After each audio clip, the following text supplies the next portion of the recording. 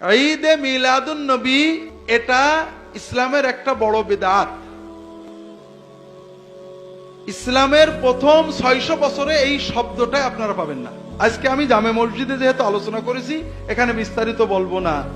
রাসূলুল্লাহ সাল্লাল্লাহু আলাইহি ওয়াসাল্লাম থেকে সাহাবীগণ 600 বছর সিরাতুন নবী, সাহাবী তাবী, চার ইমাম আবু হানিফা, আমাদের আব্দুল কাদের জিলানী, কি বলে ইমাম গাজালি সহ সবাই, তারা কেউ মিলাদুন নবী পালন করেনি, সিরাতুন নবী পালন উদযাপন আলোচনা করেছেন, এবং সেটা সারা বছর এবং সারা বছর।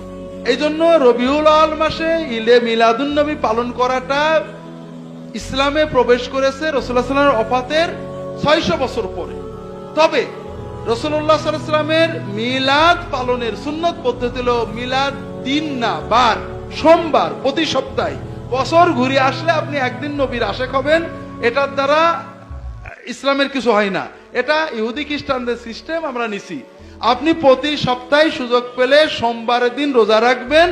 এটা হলো রাসূলুল্লাহ সাল্লামের মিলাদ, জন্মে আমাদের শুকরিয়া আনন্দ প্রকাশের সুন্নত পদ্ধতি। রাসূলুল্লাহ সাল্লাম সোমবারে রোজা রাখতেন। সাহাবা একরাম প্রশ্ন করেন, ইয়া রাসূলুল্লাহ, আপনি সোমবারে কেন রোজা রাখেন? তিনি বলেন, আমি এই দিনে জন্মেছি এবং এই দিনে আমি নবুয়ত পেয়েছি। অন্য হাদিসে আসছে নবীজি সোমবারে হিজরতও করেছেন, সোমবারে মদিনায় পৌঁছেছেন। আমরা জানি সোমবারে তার মৃত্যুও বটে। এই জন্য সোমবারে রোজা রাখা একটা সুন্নত আমল, এটা আপনারা পালন করবেন।